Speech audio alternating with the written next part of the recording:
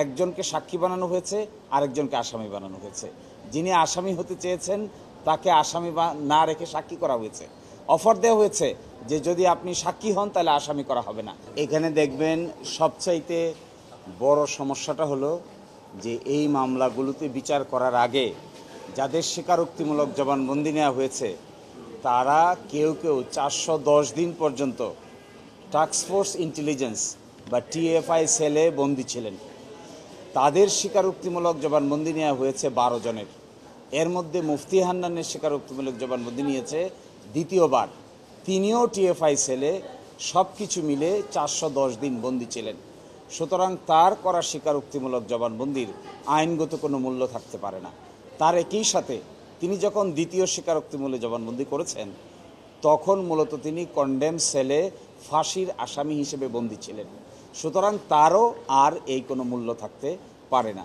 More interesting, এই 12 জনে যে করেছেন এই 12 জনের কনফেশন একসাথে মিলিয়ে পড়লে, আমরা দেখাবো আগামীকালকে কোর্টকে, একসাথে মিলিয়ে পড়লে একটার সাথে আরেকটাকে আপনি মিলাতে পারবেন না। এবং আরও ইন্টারেস্টিং হলো এই মামলায় 17 জন স্টার উইটনেস আছে। এই স্টার উইটনেস আমি দেখাবো আগামীকালকে যে একজনকে সাক্ষী বানানো হয়েছে, আরেকজনকে আসামি বানানো হয়েছে। যিনি আসামি হতে চেয়েছেন তাকে আসামি না রেখে সাক্ষী করা হয়েছে। অফার দেওয়া হয়েছে যে যদি আপনি সাক্ষী হন তাহলে আসামি করা হবে না। এইভাবে 17 জন ঊর্ধ্বতন পুলিশ কর্মকর্তাকে মামলার সাক্ষী বানানো হয়েছে। তার মধ্যে টাস্কফোর্স ইন্টেলিজেন্সের যিনি প্রধান ছিলেন তাকেও এই মামলার সাক্ষী করা হয়েছে। ফলে এগুলো আগামী দিনে একটা একটা করে আমরা দেখিয়ে দিব। এই 17 জন সাক্ষী ছাড়া এই মামলার বিচার করার আর কোনো সুযোগ ছিল না। এই জন্যই কাউকে সাক্ষী করেছেন আর কাউকে আসামি করেছেন। আমরা আগামীকালকে এগুলো সুনির্দিষ্টভাবে উপস্থাপন করব।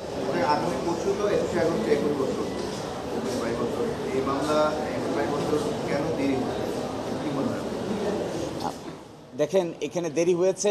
প্রথম তো মামলা শেষ হয়ে গিয়েছিল 2009 সালে, 61 জন সাক্ষীর জবানবন্দি শেষ। তারপরে প্রসিকিউশনের পক্ষ থেকে একটা দরখাস্ত দেয়া হলো 2009 সালের মার্চ মাসে। দরখাস্ত দিয়ে তারা বললেন ফার্দার ইনভেস্টিগেট করতে চান। এই ফার্দার ইনভেস্টিগেশনে গিয়ে লাগলো আরও 3 বছর। ফার্দার ইনভেস্টিগেশনের রিপোর্ট আসলো 11 সালের শেষের দিকে। তারপরে আবার নতুন করে কগনিজেন্সে নিল, তারপরে আবার শুরু হলো। আগামীকালকে আমি পড়ে শোনাবো একটা জিনিস, এই মামলার নিম্ন আদালতের রায়। যিনি হাইকোর্টের বিচারক হয়েছিলেন পরে, তিনি দেখবেন নিম্ন আদালতের রায়ের মধ্যে একটা রাজনৈতিক ভাষণ দিয়েছেন।